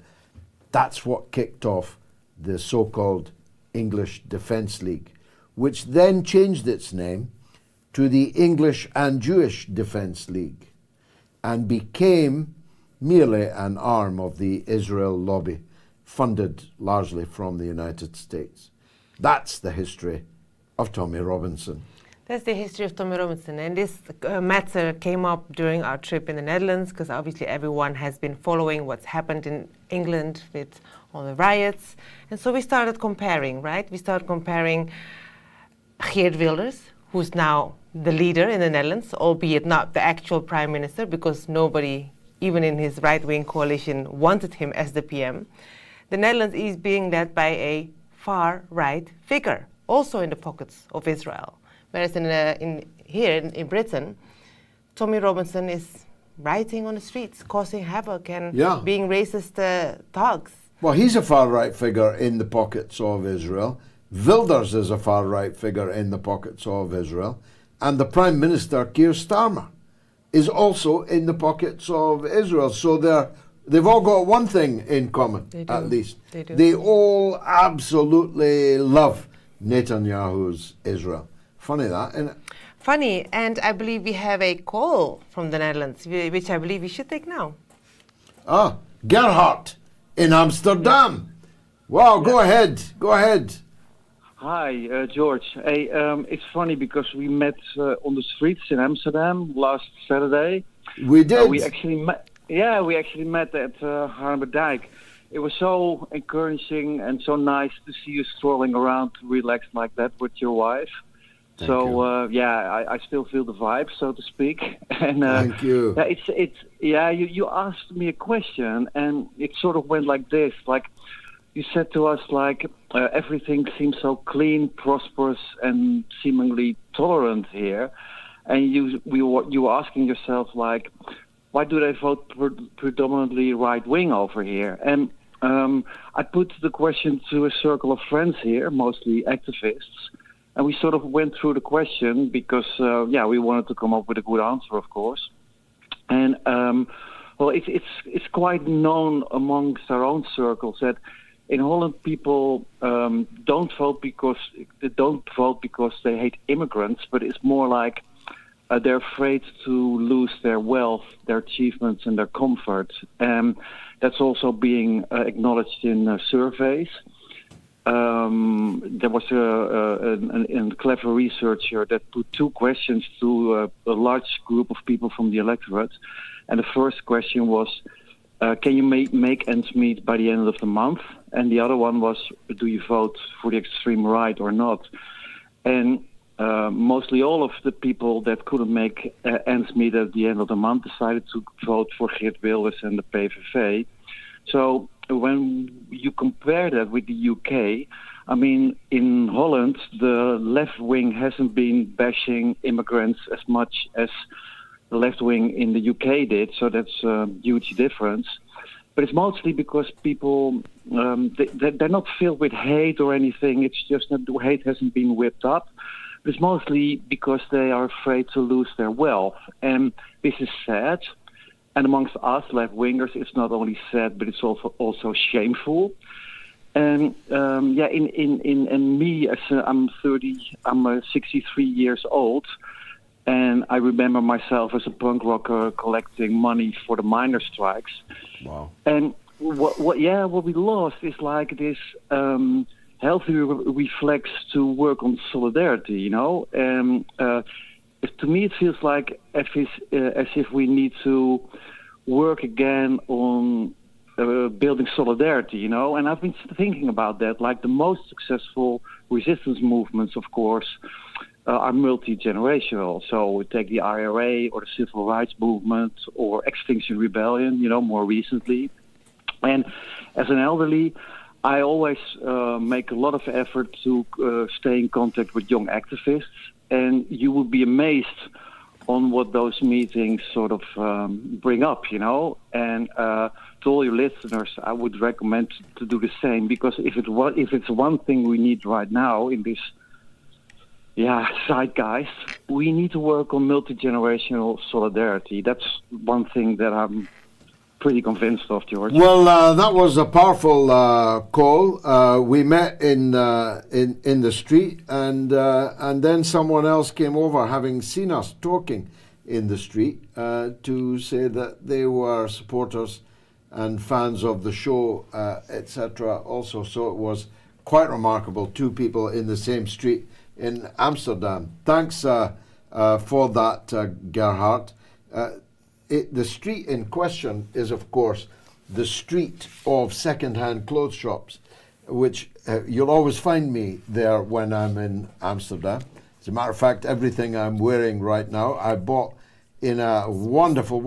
Speaking of it, you've had some comments on that. Oh, really? On your attire. Immaterial is the name of the shop. It's the best vintage clothes shop in Europe. Immaterial. And what's the name of the street? It's Haarlemmerdijk.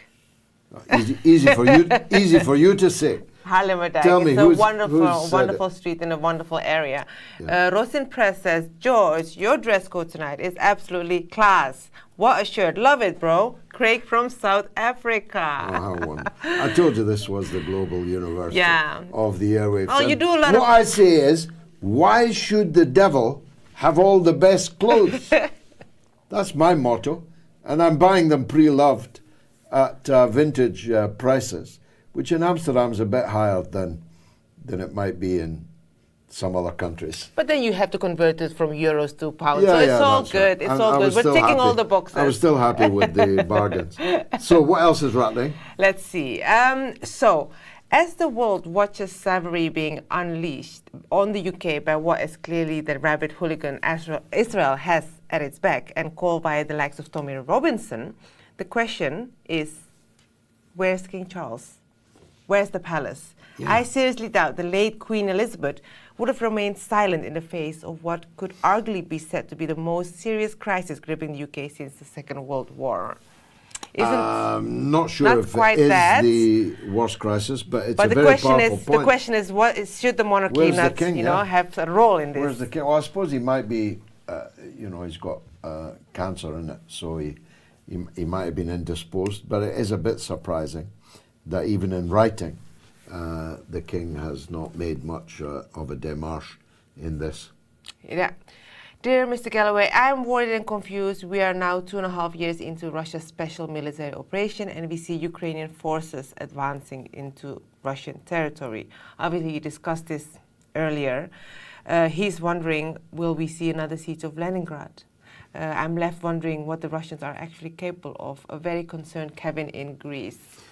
I don't think you need to be concerned. I think this will be over in a couple of days, but it's undoubtedly a blow to Russian prestige. But the other side is that it's likely to have sealed the fate. There's obviously a debate in Moscow, hardliners, softliners, maximalists, minimalists, and it will have forced the maximalist hardline position right to the very front. I think that Zelensky will pay a very, very high price for what he's done. So we were asking whether Kamala Harris will be the next president. Very interesting result and very interesting comments, actually, because... What is it about? About 70% say no, she will not? No, she will not. And about 30 say she will. You know, the question is, no, she will not, because Trump is bigger. The people are with Trump. But yes, she will, because they will not allow Trump to become the next president, right? That's the argument. Yeah. So and Trump can only win if he is a complete juggernaut that no rigged election would have any credibility, and any attempt to rig the election would risk enormous upheaval in the country. So Trump has to be winning by a mile in order to be allowed to win. So, and I'm beginning to think, I might be wrong, but I'm beginning to think Trump's running out of steam a bit. Well, But that's not what our poll shows.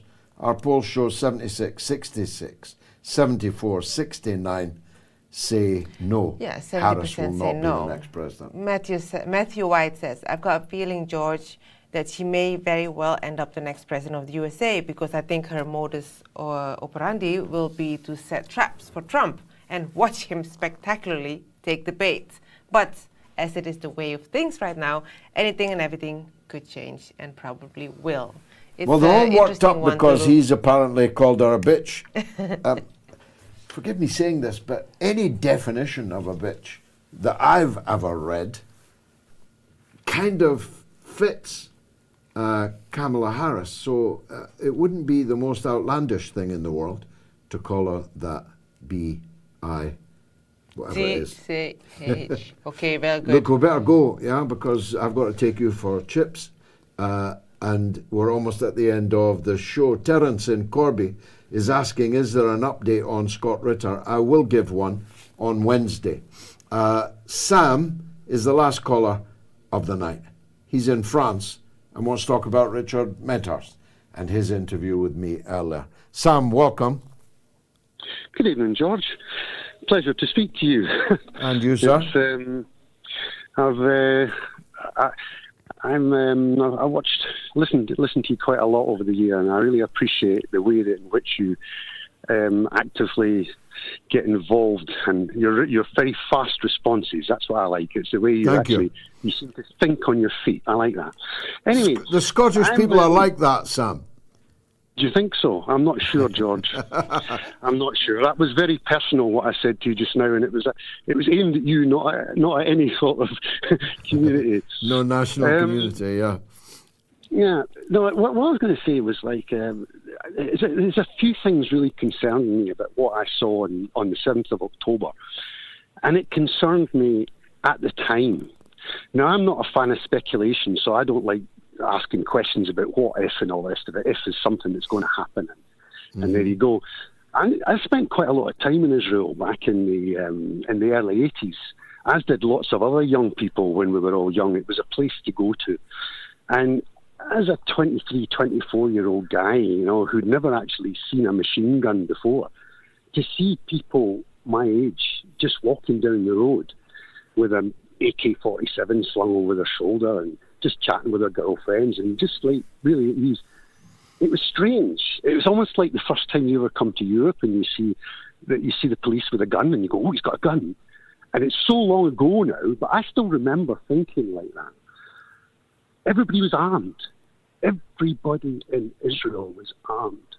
The guys that we stayed with on the Moshav, the guy had an AK-47, he had an M16 lying behind the door, he had a couple of grenades on top of the fridge, and a handful of kids in the house. And nobody ever thought about it. And if you transfer that to Scottish thinking, to have kids running about the house and an AK-47 behind the door, it sort of made an impression that stayed with you forever.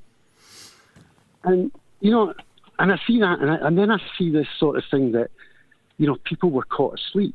And I think, hang on, life started at 4 o'clock in the morning in Israel. Life started, it's dark at 6 o'clock at night in October, maybe even earlier. Nobody's in their bed at 6 o'clock in the morning. Everybody's been at work for 3 hours. And then there was the last little bit, because I know you're at the end of the show and I just want to cut in. I started flying paragliders in the early 80s. A paraglider is a sports, very much a sports equipment. It's made to fly with the lightest possible load. Like my paraglider where I was flying was rated to fly between 85 and 105 kilos. There's not a lot of discrepancy there. It's like 25, 30 kilos. And that counts all your equipment, the paraglider itself. We don't fly with 2 people on a machine gun. We don't. No, there's a lot of myth that I do have to cut you short, Sam, though. I've found you a fascinating guest, and I do hope that you'll come back. But as you described the Israel of the 1980s, I also spent time in Israel in the 1980s, though with a different set of people than I infer you did. I spent my time in the 1980s with people like Miko Peled, people who were organized in an organization called Yesh Gvul. They were, and some still alive are, friends of mine. Yesh Gvul was the military refuseniks who refused to go and fight in Lebanon. Yesh Gvul in Hebrew means there is a limit. And this was a very powerful, at the time, group of military refuseniks who routinely refused to serve, went to prison, became a cause whilst in prison, then were released, got a great celebration, and then the next group of refuseniks would go in a place called Shankin Street, near to Dizengoff Square. And of course, the beach in Tel Aviv is something to see. But all these people have left Israel now. They are amongst those who have fled the country. All the best people in Israel have left Israel. They thought they were living in Tuscany, as one of them said. But it turned out they were living in the effing Middle East. And when you are a group of land thieves, when you are a group of bandits who've arrived in someone else's land and stolen it, you're going to have to carry around an AK-47, an M16, grenades, and all the rest of it, because the people from whom you've stolen everything that you have, everything that you're enjoying, want it back, as you would want it back, as I would want it back, and are prepared to fight to get it back. Think of it this way. Possibly the greatest genocide in all history, not the 20th century, but in all history, was the genocide of the North American native people, who we mistakenly grew up calling Indians. 100 million Native Americans from Canada to the cone of Chile were annihilated by first Spanish and then other European colonists, who simply wiped them out. They had to carry weapons on their shoulders. They had to have weapons on the back of their door, because the people whose land they'd stolen were prepared to fight and die to get it back. Come to think of it, that's not a bad comparison. President Arafat used to say to me, "We are not the Red Indians." Forgive the lack of political correctness. We are not the Red Indians.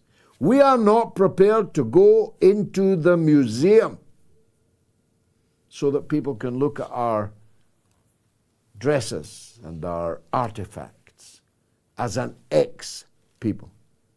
Arafat used to say, "We will never agree to be an ex-people." And new generations of Palestinians have helped to ensure that that remains true. I have gone way over my time. Please forgive me, my colleagues at the center who make this program happen, and forgive me, dear audience, for detaining you for 4 minutes later than I should have. Me and Gayatri, we're off for chips. Please believe me. See you on Wednesday for the midweek mother of all talk shows, when it seems almost certain that the world will be at war, or at least there will be war throughout the world. And this is the place to discuss it. You already know that. Thanks for watching.